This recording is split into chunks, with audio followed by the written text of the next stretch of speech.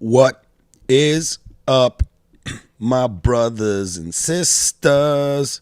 If there's anyone here who would consider them a sister, I think most people who watch me are dudes, unless you identify as a myriad of different pronouns. I refuse to learn. What's up, guys? What is cracking? Mike Eshaq here. You know what? Let's get the intro started before I forget. Public Yemeni #1.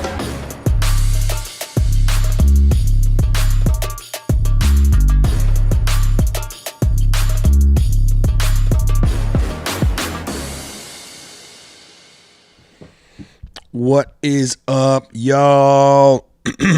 I'm glad you guys can join me. Got 2 podcasts popping off in 1 week. It's been a while since I've done that. I wasn't planning on doing that. I was planning on pushing this podcast after the Big Pine Comedy Festival, and that's why it's on a Friday. But then last minute, I thought, hey, why not get the general manager of House of Comedy, Heather Williams, on? Because, man, when I was talking to her during the festival, because during a festival like that, you go around, you talk to all kinds of people, you network, you meet other comics, you meet the bookers and this, that, and the other thing. And it was great,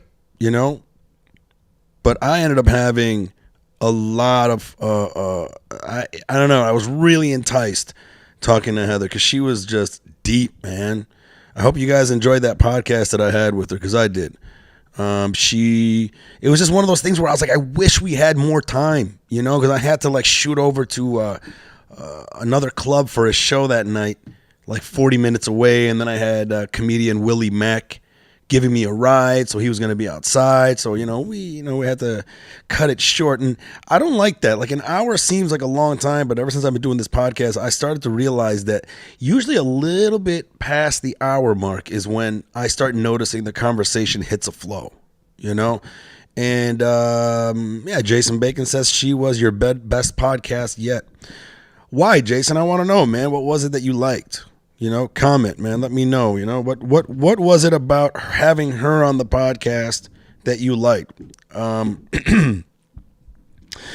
you into that type of stuff? Are you into listening to more people who are, I guess, either spiritual or good at guiding, how you should live your life? Because, I like that, I just think that we didn't get into that flow that I really wanted to. Because just before I was leaving, we were getting into it, man. Because I remember when I was talking to her at the club, I was just like, yo, this lady is deep. And when she said, human beings have gone from a state of doing to a state of being. Fuck, dude. It was so deep. And I remember I woke up the next day, just that thing bouncing around in my head. And I remember when I was talking to Heather, she was very excited to talk to me, because she even told me, she goes, I like talking to people like you because I'm receptive to it. So when she's saying certain things, it would spark up, something in my mind that I would just ask more questions and want to get down to the bottom of it. But yeah, I really enjoyed having her on the podcast. She was pretty deep, and she had a really good story. I just knew we could have went deeper. But, next time I'm in the area, we'll definitely get her on again. Maybe even get her to pair her up with someone else too, That's another thing that I think I'm going to try to do, is I want to try to get 3 people on the podcast at a time. That podcast that I had with Trey Stewart and Riri. Is it Riri? No, it's Ree. I like to say Riri because it just seems better. But that one was a good podcast. You guys should definitely listen to that one. The audio was all messed up at the top, but halfway through I fixed the audio. And then the podcast version that's going up, it might be already up now, but it's going to come up. I'll start right when we get the audio right, and it's still a damn good podcast. That's another one where I would love to get 3 people I know that kind of disagree, because that podcast with Trey Stewart and Ree was great, because Ree is super feminist, almost to a fault, and Trey Stewart is the opposite of that, almost to a fault, and it was just perfect. It was like perfect. Jason says, I like when there is stuff that is relatable and learnable. Yeah, that's another thing. I love learning things, man. Me too, man. You know, and I'm hoping this podcast, will evolve to be that. But I also want it to be fun, because the podcast I had with Brandon Bricks was fun, man. And then we came up with that new segment where we lay beats down for 15 seconds and then play the feed online, because it's on a 15-second delay. And then when the beat starts coming through, the other person has to rap over it. I think that's pretty cool. Brandon Bricks was fun, man. I always have fun with Brandon Bricks, man. That guy is goofy as fuck. He's just goofy, man. Yeah. So definitely hoping to get some more influential people as we go forward. And I really want to start figuring out more segments to add to this thing. I really like talking about dating the other time, and I ran into a friend of mine, Patrick Dunn, who's an amazing editor, a reality show editor. We became real good friends working on the show Swamp People, and he was one of the editors that I really enjoyed working with, because whenever we would produce these episodes, the producers would work with multiple editors, because the show is so editing heavy that you can't have one editor. So basically you'll pass off one storyline, because a lot of stories in movies, they're broken down in A story, B story, C story. And if you start watching movies and you pay attention to that, you'll realize it, right? The main story arc, you'll notice, will probably be the main character, sometimes not always. And that will be the storyline that takes up most of the movie or the TV show you're working on. Then there'll be another story, a B story. Like another character is, like if you were watching Animal Kingdom, right? You'd have the matriarch, the mother character, is having a problem dealing with somebody from her past that has shown up all of a sudden. A story. B story. One of her sons realizes that the last job that he did, he fucked up, and he's got to try to rectify it so that it doesn't get back to the family.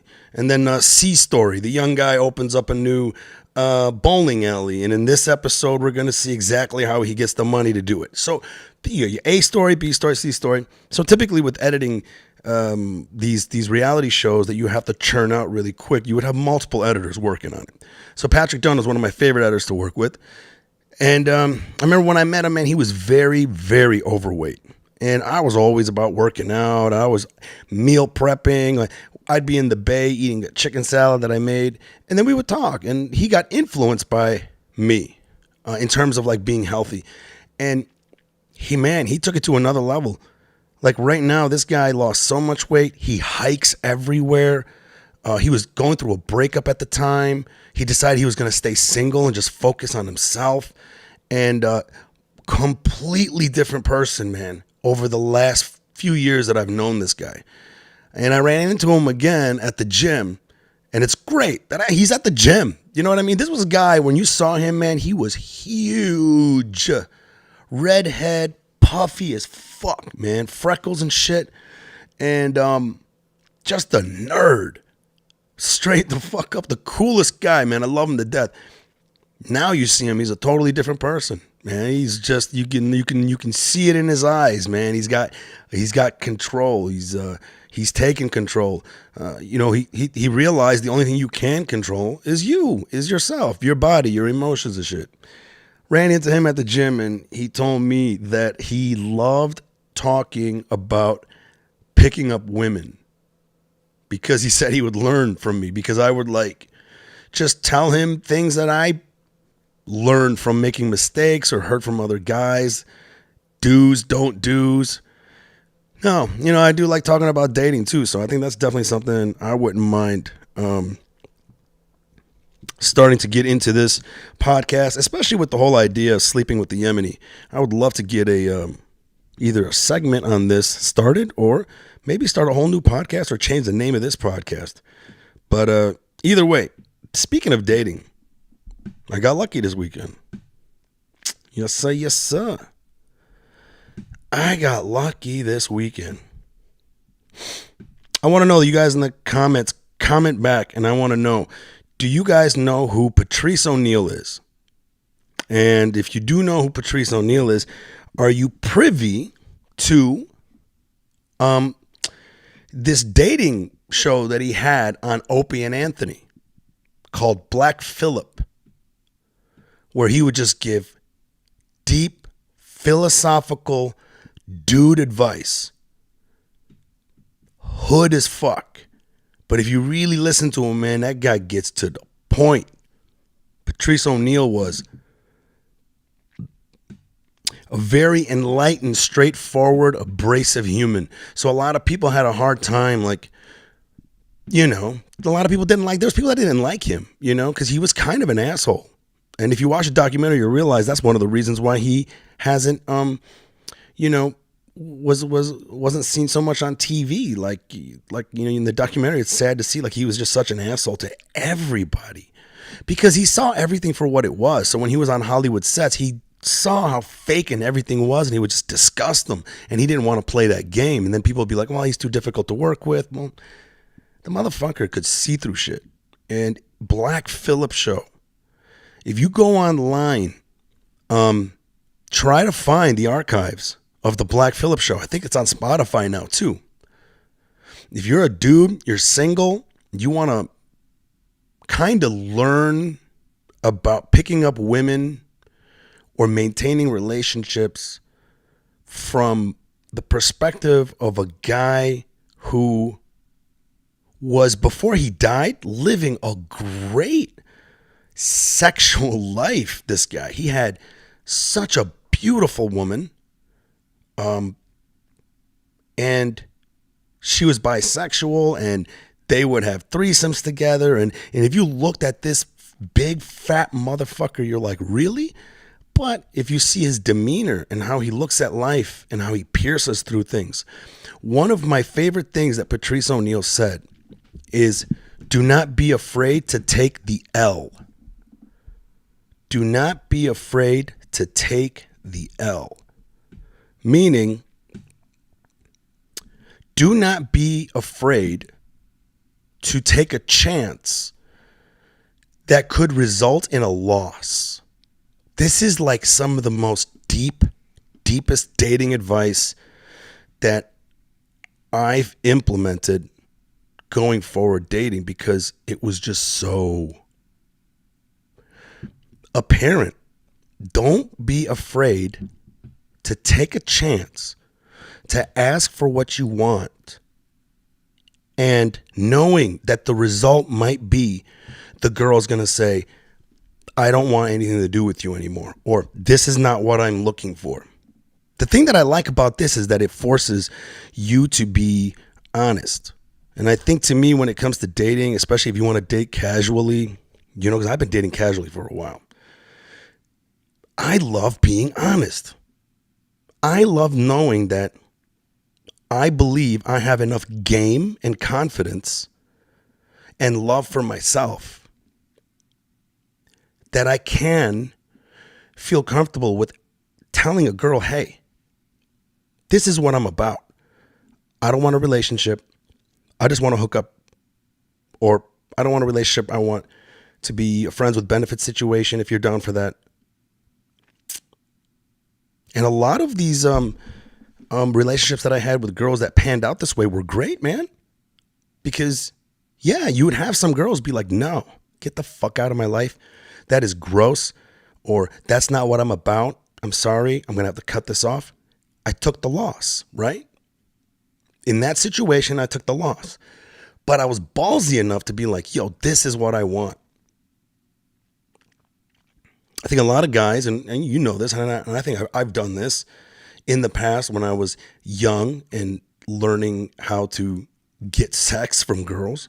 I didn't have that much game. And I think a lot of guys do this, where they kind of do what politicians do, where they lick their fingers and they put their finger up to find out which way the wind is blowing. And they go, okay, we're going to set our sails that way. When it comes to sex, I think a lot of guys do that. A lot of guys be like, this girl wants babies. I don't want babies. But if I tell her that I want babies, maybe she'll let me have sex with her. So, that is a thing, and that's wrong. It's fucking wrong. I was doing that in my 20s when I was young, immature, couldn't really wrap my mind around, that is something wrong, because you're wasting somebody's time, right? It's not kosher. It's not cool. But as I got older, I started adopting that take the L strategy that Patrice O'Neal does. And what it does is it changes you. It makes you so confident. How many times have you been in the comfort of a beautiful woman, and you were inexperienced at dating, and you almost felt like this was such a precious moment that you had to act a certain way so that you wouldn't scare her away or whatever. And that's where you lose. Having outcome independence is another thing that I've heard about that I thought was a very good type of advice. Outcome independence, meaning you are separated from what the outcome is, meaning your emotions are not attached to what expectations you have. So basically, remove all expectations, because if you have the expectation to fuck, when you approach a girl, that energy is going to read off that way. And you're going to have a hard time connecting with her, because she's going to feel like, doesn't seem genuine, right? But if you can remove that from the outcome of engaging with a person, if you can just engage with her as a person, talk to them like you would a fat dude. Just walk up to her and be like, yo, what's poppin'? My name is Mike. This place smells like piss, right? Some places smell like piss. They got to clean up. But no, just strike up a conversation, as opposed to having this mindset of oh, I have to have sex with this girl. This has to happen,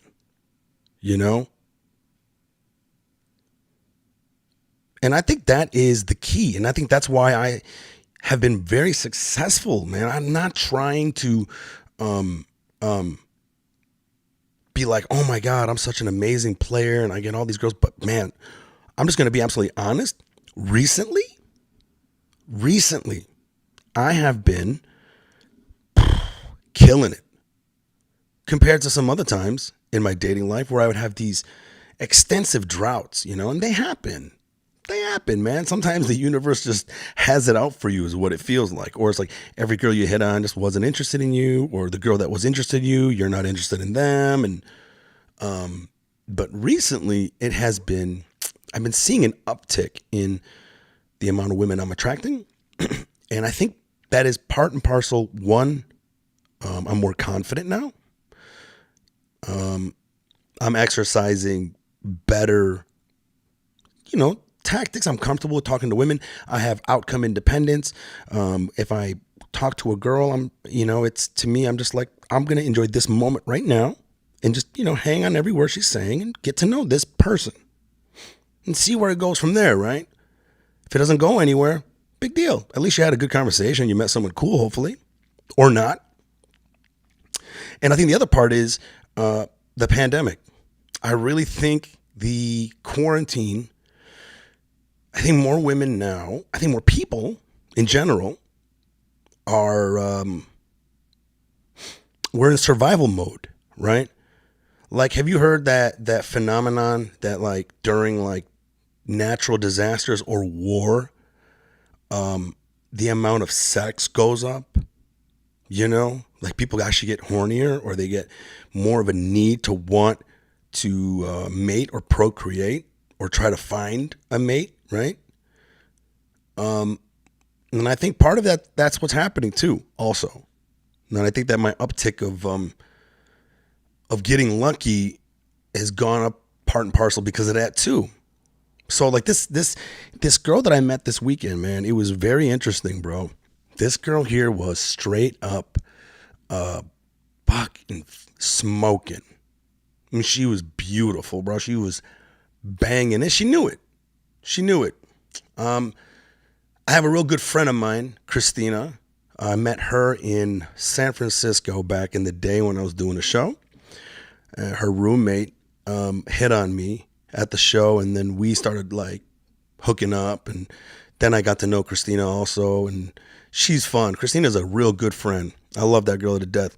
She's from Arizona originally, so now she's in Arizona. So the Big Pine Comedy Festival was there, and I was like, hey, we got to try to hang out. And she found out that the last night that I was there, she was able to make it to a show, and she was going to bring some friends. And I told her, because man, the whole time I was at the festival, listen, not only did I like not get laid for a week, I didn't have time to fucking jerk off, bro.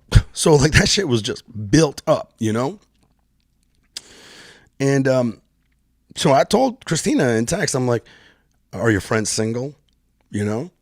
And she's like, one of them is single. And I'm just like, okay, well, hope she's hot. She shows up with this banging ass chick, man. That's what a good friend Christina is, man. I'm just like, damn. And listen, that's not to say that she was like, I'm going to bring the hottest. No, she just happened to bring a friend, and this girl was cute and single. So when they got there, I bought them a couple of drinks from the bar, because I haven't seen Christina in a real long time. She's a good friend. After the show was over, I bombed. I bombed at the show too, by the way. I was so tired, man. I was so tired from the festival. It was the last show of the festival, and I haven't really been sleeping much. But you see how tired my voice was? Like when I did the first joke into the microphone, and I heard how like tired my voice was, I was like, oh God, I'm going to bomb this set. And no, I mean, I got laughs and stuff, but it's not one of those fucking fire sets. Anyways. Then after that, we ended up hanging out, and I'm almost embarrassed to say this, but while we were hanging out, we went to this bar, and we sat down at a quiet place because I kind of wanted to catch up. We were all talking about our frustrations with dating and this, that, and the other thing, and I started cranking up the flirting. And then either I steered the conversation or somebody brought it up. It was probably I steered it to the talk of threesome. So now I'm at a table with these two very attractive girls. One of them being my friend, quote unquote. And I went the Patrice O'Neal route. I just said right there in a very smooth way in the conversation, I was like, we should all have a threesome. And they both blushed. And the best thing is the friend that Christina brought goes, well, I'm going to need to be really hammered for that. So she didn't say no. So I was like, shots, please. Fucking let's get this fucking party started. But that didn't happen because, they're like friends. Like even the other girl said, she was like, I can't, because I'd be down, but like not with this girl that I've known for a while, but I still tried. See, the thing is, man, is I still fucking tried. I literally take that outcome independence thing seriously, and I take Patrice O'Neal's don't be afraid to take the L seriously also, because it forces you to be brazen, and a lot of women love that. Guys, I don't know if you forgot all of a sudden because we've been digitized, and that you can like meet a girl just by swiping on the screen. So then it loses your skill of being vulnerable like we used to have to do in the 80s and 90s. When you saw a girl across the way, you were like, yo, I got to talk to her because I'm probably never going to see her again. And I don't have no magical fucking phone window thing to swipe and maybe find her on that. So I got to walk up to her. I got to keep it together and nervously get to know this girl. And hopefully she likes me enough to give me her number. Like that type of That takes balls. Right, guys? Remember when we used to do that? We used to have balls. Remember the balls we used to have? Remember that? Remember he was just like, hey, man, I'm going to have to. And now it's like, it's cold. Now like our fangs are receding. And I really think that like pairing those two pieces of advice, outcome independence, meaning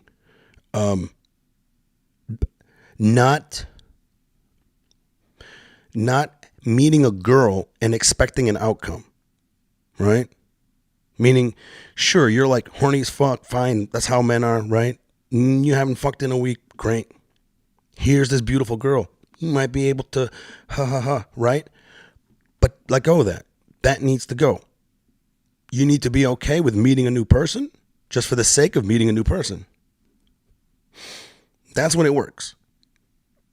Because then now you got balls, right? Because now you're going in, you don't care in the end what's going to happen at the other end of this engagement with a person. You should care to make that engagement pleasant. You know, you shouldn't like not care to a point where you approach a girl and then all of a sudden you don't care about her feelings and you say something terrible without assessing how she's taking it. You know what I mean? So you want to make the engagement pleasant. You should care about that. But you really shouldn't care about, I have to get this girl in bed, or I have to get this girl to like me, or I have to be validated that this girl that I think is beautiful is attracted to me, because it's probably not going to happen. And that's okay. It's okay. And I put that shit into action on this night. So the threesome attempt failed, right?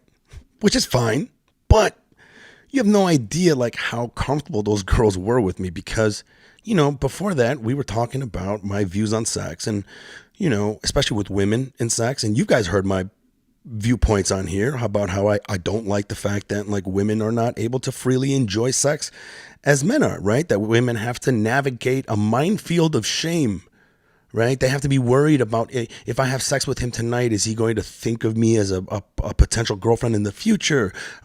Is he going to be the type of guy that's going to shame me for liking BDSM or having anal beads or whatever the fuck the case may be? I've dated or hooked up even with a lot of women that have told me straight the fuck up, and I've heard the same thing. You make me feel comfortable to be sexual. You make me feel comfortable to engage and have fun sexually. And that's because I think when girls meet me, they realize, oh, this guy genuinely is not going to shame me.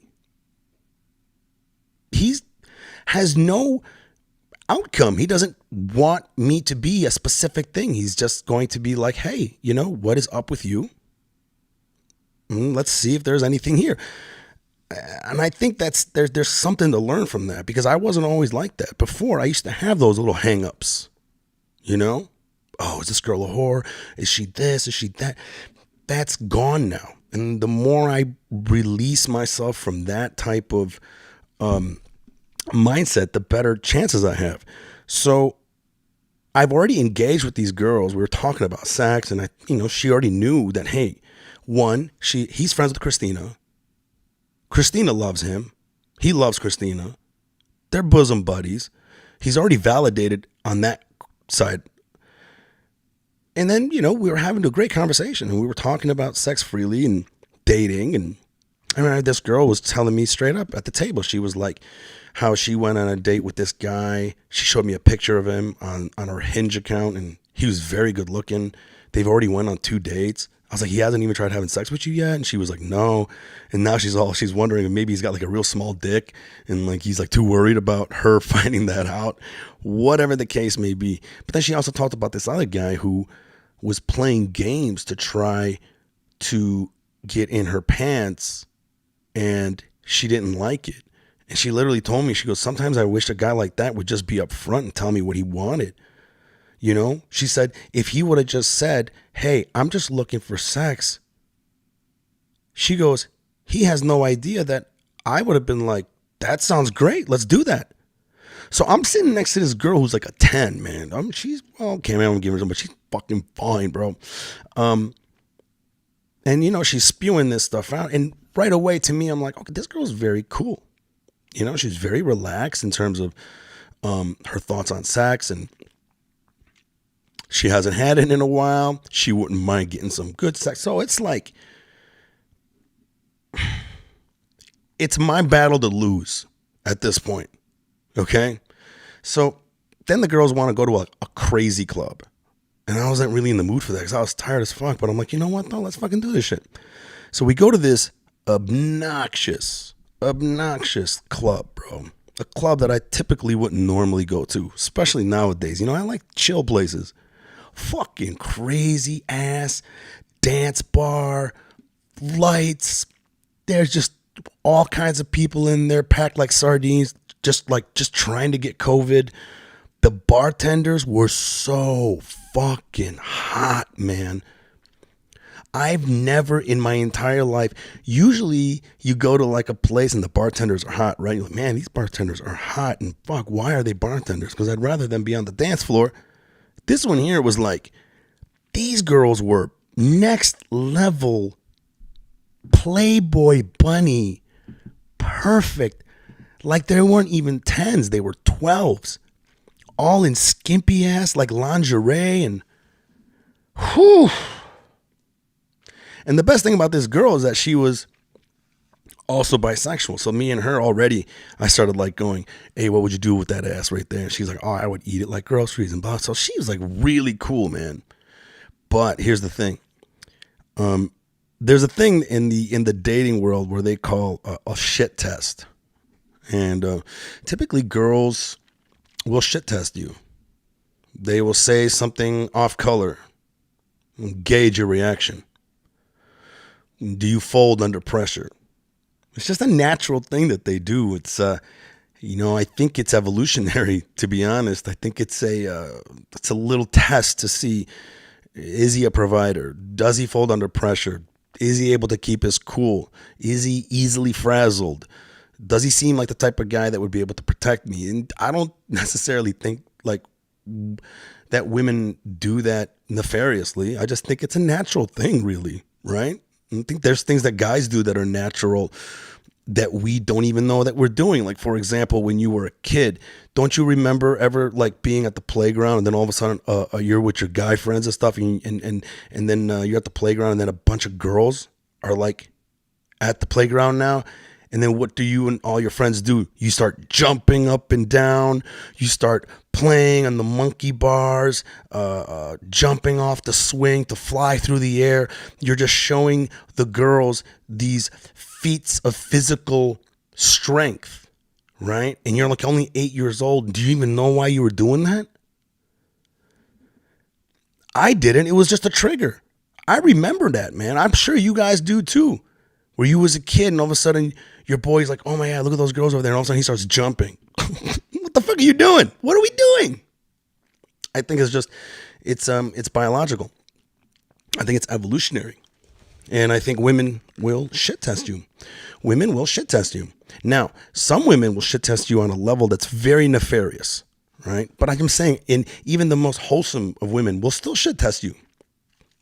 Even if it's just playfully, you know, even if it's just like she finds it amusing, you know, she wants to see like that look on your face where you're like, huh? You know, that's just the thing. Some of it can be nefarious. So this girl, we're at the bar, she starts, you know, being nefarious. I can see that. She's hot. She can get any guy she wants. She's already intrigued with me. I can tell she likes me, like she was enjoying my assertiveness. I mean, I was flirting with her up front, building rapport. But she was one of those girls that she wanted. How do I say this? You know, these girls, they want you to display dominance. They want you to display dominance almost in a way of that could be dangerous and get you into a fight. You know what I mean? You know, that typical like type of comedy movie where a guy's dating the wrong girl and then the wrong girl gets some guy to fucking get really angry. And then she's just like, oh yeah? Oh, what are you going to do? My boyfriend is here. And next thing you know, her boyfriend gets her fucking his head smashed in. You know, that's the type of girl that I'm dealing with right now. And I found out as soon as we got into the club, as soon as we get into the club, you know, was crazy. I ran into a fan of mine. One of my first Arizona fans, Dylan Blue, was at the bar. He was like, whoa, what's going on? What the fuck you doing here? I was like, oh shit. So we started talking, and then that girl and Christina decided, hey, now's a good time for us to hit on those frat boys, right? So already I'm kind of like losing this girl in this moment, right? So it's like, here I am at the bar, order a drink, flirt with her. Hey, you know, look at that girl's ass, and we're like, whatever, flirting on that level. Fan is like, holy shit, what's going on? Boom. That distraction, those two girls decide to go hit on those frat guys. Outcome independence, right, guys? You know what I did? I hung out with Dylan. That was it. Then after a while, I kind of wanted to see where they were. And then Christina caught my eye, and she was just like, hey, I'm going to get those guys to buy us a drink. What do you want? I was like, yeah, let me get a tequila. So she makes that happen. And, you know, she's hitting on this one guy. And it was funny because as I was talking to Dylan, I could see in the cut, you know, Christina's friend was talking to this other guy, but then she was also checking in on me. It's like looking over her shoulder. I made eye contact with her. And then she like gave me a smirk and went back talking to that guy. So she's playing games, right? She's shit testing me. She's shit testing me in the, like, she's like the superhero of shit tests. You know, like the final boss, like one of the final bosses of the shit test game. You know, she's trying to get me to be like, oh, what are you doing? What are you talking to these guys for? Bleh. I'm not doing that. There's other girls to talk to. And I started doing that. So I just started flirting with other girls. And there's some great girls there. Hung out, talked to a few chicks, danced with a couple girls, ordered myself a drink. She showed up again. Starts dancing with me a little bit. All right, cool, let's dance. Started dancing with her. She started being like coy, pushing away. And once she pushed away a little bit, I still went up to her fine. Then she like pushed away even more. Then I was like, I'm not playing this fucking game, dude. I'm going back to the bar. Go back to the bar. She goes to the bar, meets some guy. The guy starts massaging her neck. Like literally like laying it on thick. And I couldn't care less, to be honest, at that point. I was just like, what, you know, whatever. Then she cozies up to me again, leaves that guy. So she's basically like creating this domino effect with her hotness, right? She comes in with a guy like me. She flirts with that guy over there to see if I get jealous. I don't get jealous. So then she comes back to me. Now that guy's jealous. Then she goes back on the dance floor. I start dancing. She starts playing games. I'm not playing those games. I'm getting a drink. She goes back to the bar. Some guy starts massaging her neck and saying sweet things in her fucking ear. So then she gets her fucking free massage from this guy, comes back to me. Now that guy's jealous, right? So it's like she's just like creating this domino effect, which I found very amusing. And Christina is like hitting it off with this other guy, and I'm really happy for her. Then finally she came back up to me again, and I just started being a little more aggressive, you know, because to me it's like, if you're going to be coming back to me now, I got to like be like, yo, what's popping? Like, we're going to get the fuck out of here or what? Because I'm not here for your amusement, and I'm tired. So I'm going to go to sleep pretty soon. So she starts dancing next to me a little bit after she danced with this other tall, good-looking dude, which, again, outcome independence, didn't care. Came back to me. This time when I was dancing with her, I was a little bit more physical, right? A little more aggressive, having a little more fun. She liked it. You know, you could tell she liked it. But I'm still playing a little coy, right? I'm not giving her everything. I'm like, oh my God, you're the fucking best. Because it's funny because like with this girl, you have to play this game. Then we get to back to the bar. Get back to the bar. And I order a drink for her and I order a drink for me.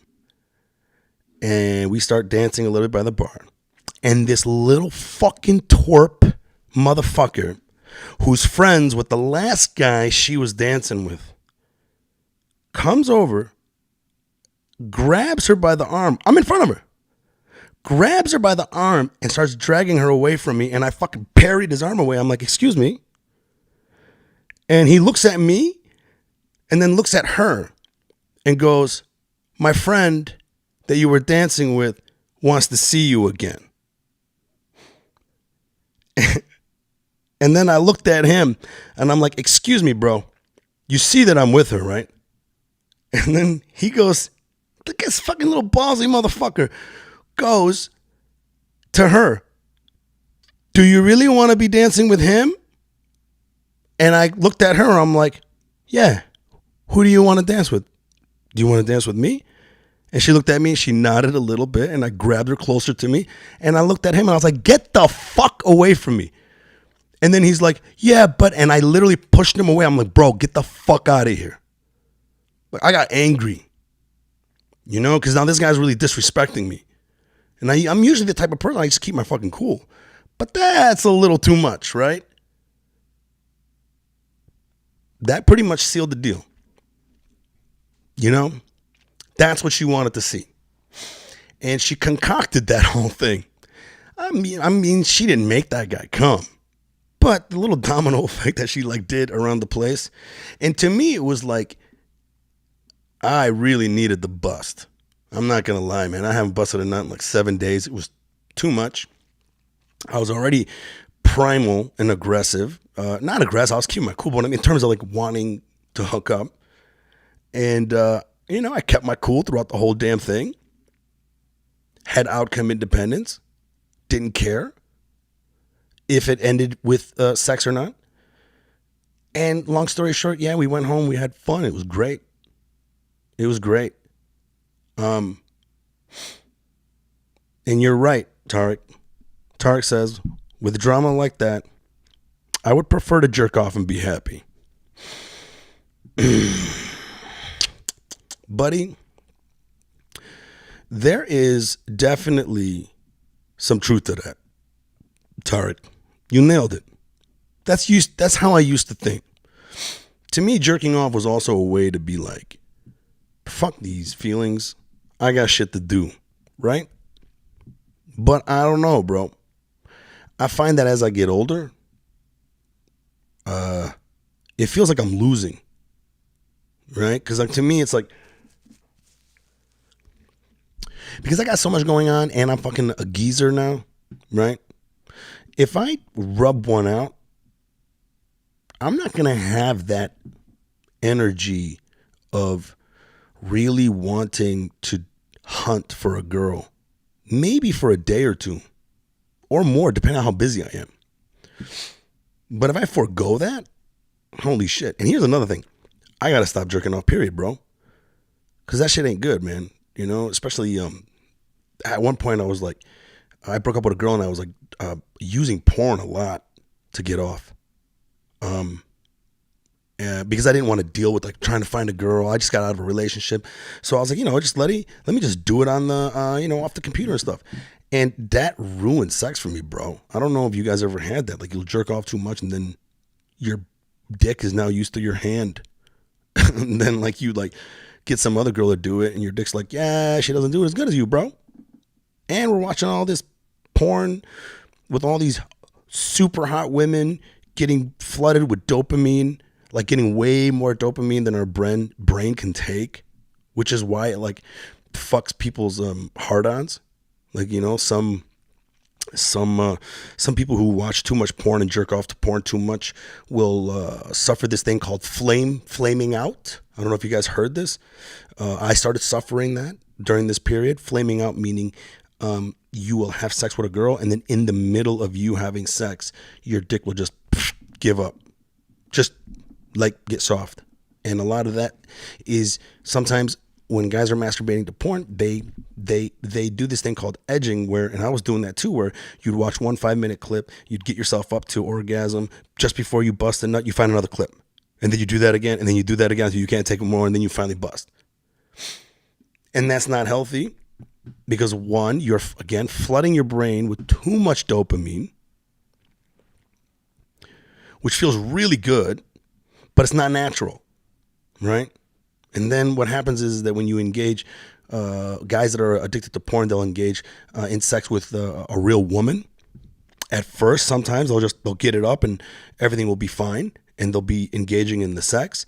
But then there gets to a point where the brain and the dick is used to having a specific amount of dopamine, which is already too much because now you're like 5 videos in and you've did this roller coaster of almost coming, not coming, almost coming, not coming, flooding your system, hijacking it, and then they flame out. And that was happening to me. That was fucking scary. So, yeah, I see what you're saying, Tarek.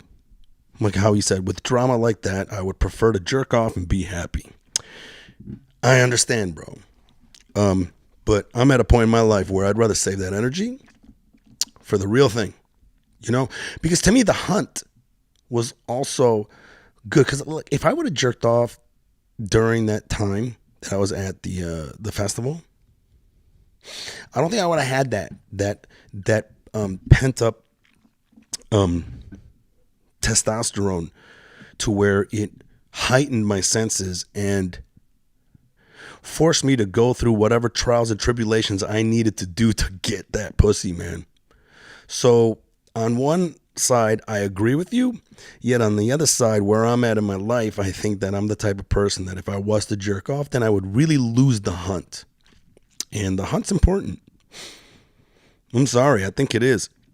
I think actually being out there engaging with women and dating, forcing yourself to not waste it jerking off and use that energy to actually meet women. I think one of the best things that I've heard from a Muslim was, it was the guy who joined the Marines with me. I remember we were talking and I was like, does God look down at masturbation? And the way he said it was, he goes, no, God doesn't look down on masturbation. God only looks down on masturbation if you are married, if you are with someone, because the idea is that that's the energy that you should be using on them, right? Because as you get older, man, I'll bust one nut Tuesday, man. I'm good till next Tuesday. Some weeks, that's not really the case. Like sometimes, like you know, I'm like fucking wired. Like I need it every day, but it all depends on like, you know, all kinds of factors. So I'm kind of glad I didn't, and I didn't rub one out. I'm glad that I had that pent up energy. I'm glad that I went through the hunt, because that was a fun hunt, man. You know, I took a lot of chances. I tried to get 2 girls to have a threesome with me. Did it in a way that was still charismatic. I read the room right. I knew that I was doing it to 2 girls that weren't going to be like, oh my God, how could you? Right? And then the outcome independence. Now, that's not to say that I'm always like this. Dude, I got failures, bro. Maybe next time we talk, I'll talk about a failure date that I have, man. Whew, I had a whole, man. So I don't want you guys thinking that I'm like, ooh, I'm such a good, no, I'm just saying everything's a learning experience. And I think I learned a lot this weekend, you know, and I had fun, and she was fun and great. And I hope you guys experience more of that shit. And Tarek says, I just mean the drama with women like that is not worth the stress. And I'm married, so I've been done with that dating drama for a while. Yeah, man. Stay married, bro. How do you married guys do it though? I'm not saying that in like a disgusting way. I mean, like, how do you do it? How do you just like get over having sex with this person? Like, as you get older, how like as I'm getting older, like I can almost see myself, like if I was with one woman, I probably won't have sex with maybe ever, man. I don't know. I'm not sure. Talk to me, Tarek. Tell me, how do you make that shit work? You know? Do you guys spice it up a little bit? I know you guys are Muslims. Do you guys like maybe dress up like Zionists? Or like one is like an Israeli soldier trying to take the pussy, the Palestinian pussy? I can almost see like being married to someone and I'll just be like, yo, you got to wear a wig now, man, or something. You got to look like a different person. You know, like when I first started dating when I was younger, I was built for monogamy. I was raised Yemeni, not very conservative, but fairly conservative. And, I was always the type of guy that was like, marriage. I was going to try to find a girl. I was a serial monogamist. I would go from one relationship to another. But at the same time, once the longest relationship I had blew up in my face, I decided I needed to try to stay single. I needed to live the single life. I needed to see if I could date casually, which was very hard for me. Hard for me to transition into, on top of the fact, hard for me because I didn't have the skill set for it. I just didn't have the skill set to hit on women. It was a big failure for a very long time. And now I'm so conditioned being single, I'm afraid I can't go back to being monogamous. And that kind of scares me, So that's why, like, when I see guys that are married and they're making that shit work, that just, it's inspiring, right? Then I hear other people who are like very negative about marriage, and they'll be like, oh, those people that are married and they look like they're having such a good time, it's all fake. How many relationships have I seen that just ended up in divorce, but the whole time you saw the couple, they were like doing great? That could be it too. But I don't know, man. I have friends of mine that seem to be in very, very good, loving relationships. And, I'm down for that too. I thought I was going to have it with the last girl. That didn't end up happening. But I'm like, all right with being single. But at the same time, man, how long is this ride going to last? There's going to become a point where no one's going to want to fuck me. There's probably going to come a point where I'm just not going to be able to fuck, right? Like, there probably gets to a point where your dick's like, why am I here? Tarek says, laugh my ass off. Actually, I'm not really practicing, but questioning a lot. My wife is white agnostic.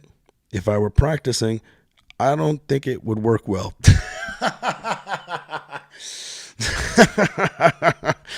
Yeah, for real though. You know what you should do, man? You should like spice things up by like slowly acting like you're becoming a religious zealot. Yeah, bro. Or play the opposite, you know what I'm saying? Be like, there is a God. And she's like, no. What am I doing? This is fucking weird. Anyways, guys.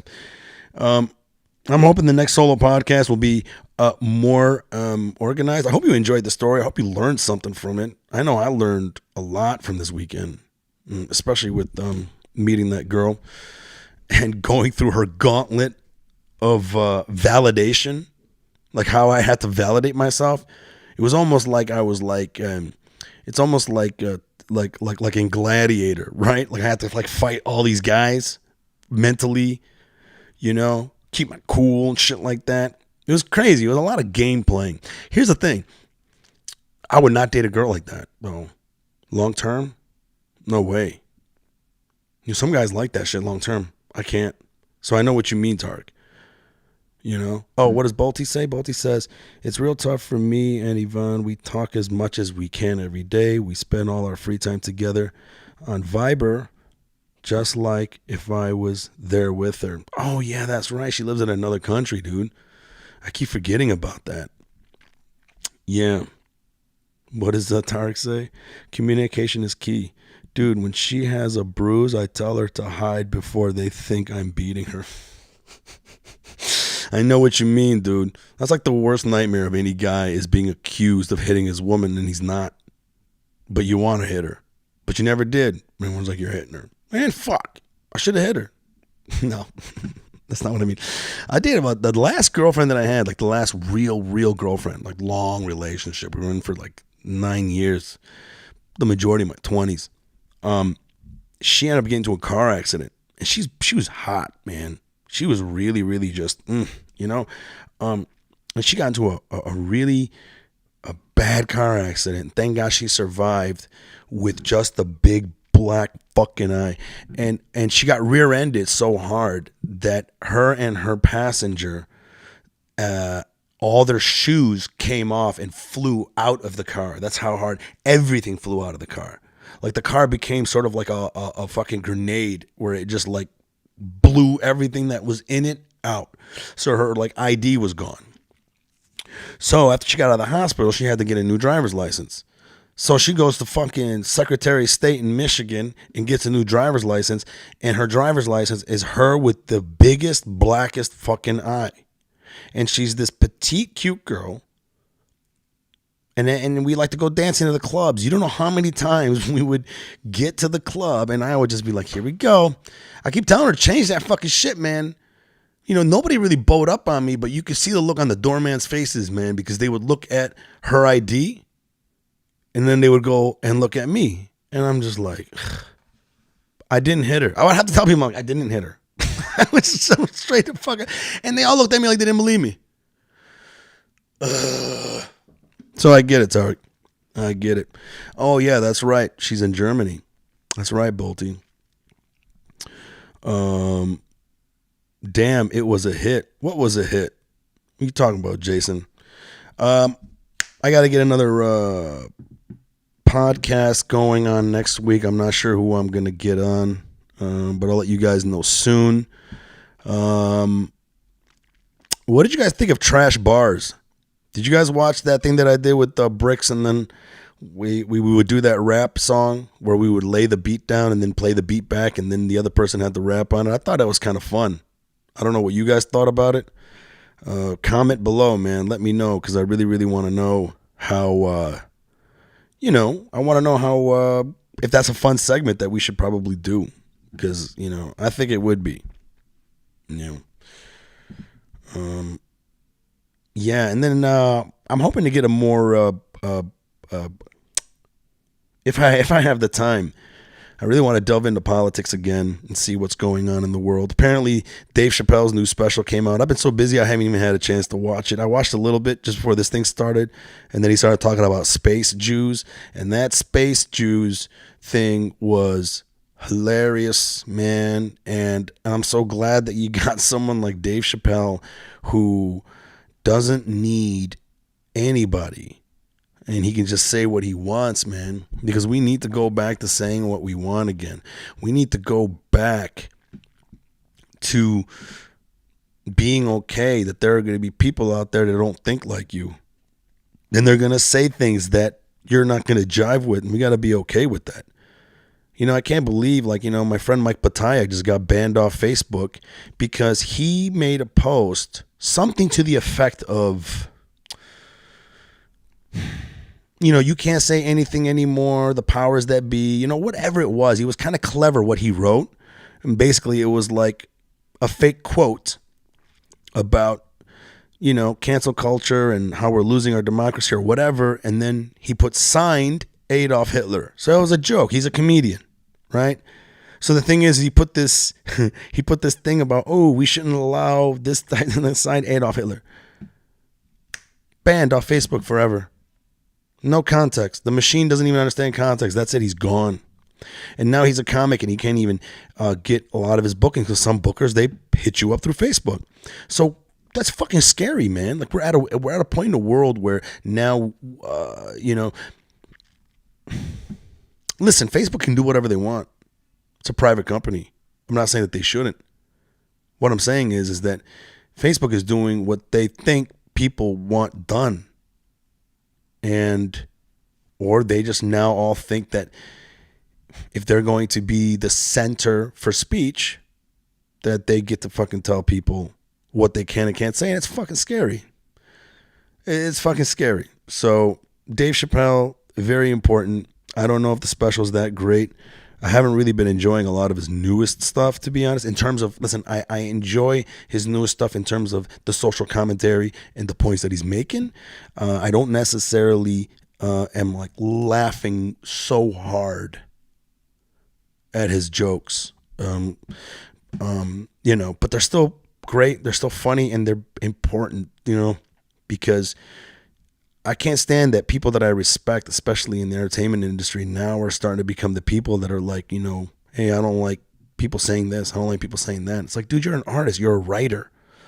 Like freedom of speech gives us everything that we have to say what we want. And I just don't like the fact that we're like censoring people, especially conservatives. Like I know some conservative comics that are like, they can't even tell anyone they're conservative because then, all these liberals that run shows or whatever won't put them on the show. But then, you have other people who, at the comedy festival, like one of the bookers at the comedy festival was like, hey, I'm liberal. I lean left. He goes, but I book anyone. He goes, I gauge by the audience.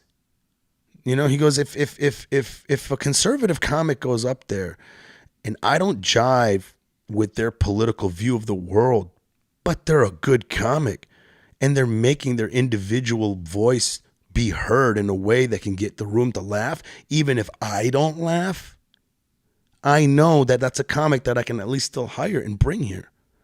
And that's how it needs to be, man. The thing that I fucking love about comedy is it reminds me of being in the military. In the military, we were all from different walks of life. It wasn't until you got to boot camp that you started seeing people from all different walks of life.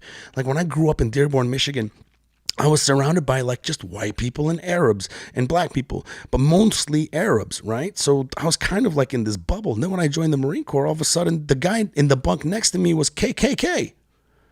And the guy across from me is a black guy from Alabama. And then you had a Jewish guy. And it's just like, it really brought different people together under one mission, right? Whatever that mission is, no matter what background we came from, no matter what political view we had, when the mission was to be executed, we set our differences aside and we made shit happen. I love that. And that's one of the things that I love about comedy is exactly that.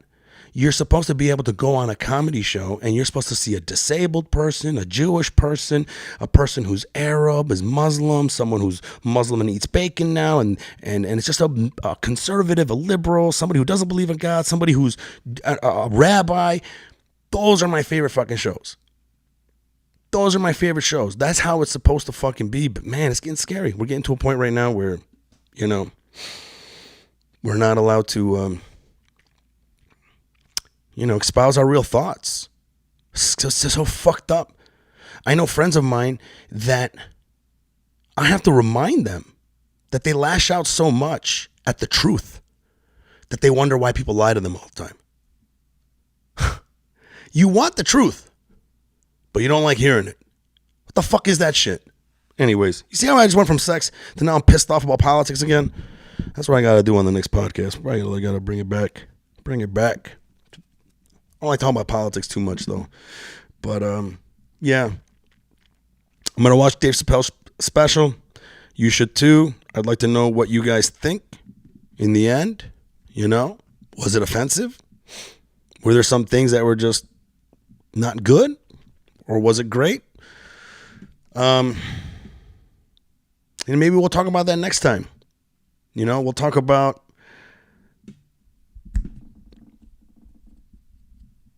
I don't know, maybe we can just spin ideas and talk about like what other ways we can do to free up people's expectations of what the truth is. Because right now, man, I don't think we've ever been so divided in this country, and I don't like it.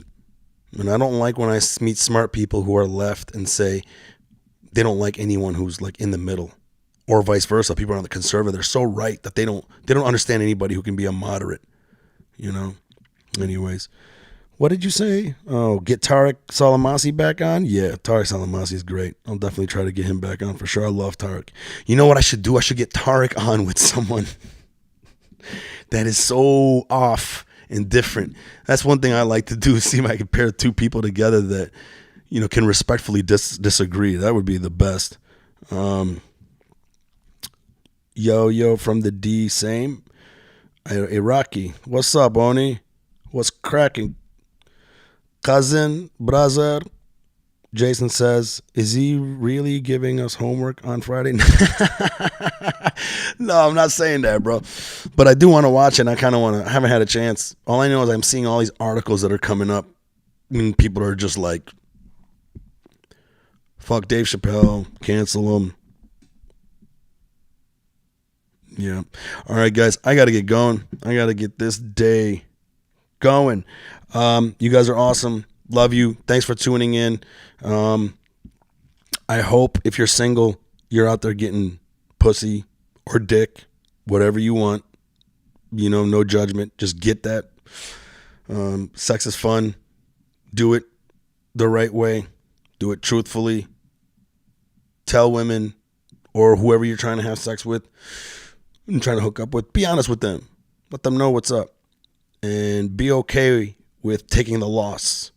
Because, trust me, the more chances you take, especially as men, sometimes we think that we can't take those chances. If you do it politely, if you do it, respectfully, and you read the room right, and you put your foot down to say what you want, you'd be surprised what you get, man. So, have fun, guys. Love you. Stay safe. Oh, one of my Marine buddies is in the hospital right now fighting COVID, and it's not looking good. It seems like he's coming out of it, but it's pretty bad. And on that note, I just want to say, guys, take care of yourselves. Please be healthy. Sleep good because, life is good and let's keep living it. All right, guys. Till next time, Wednesday, 2 p.m. And maybe I might have an extra podcast showing up next week, depending on my workload. I'll see you guys. Deuces. Public Yemeni #1.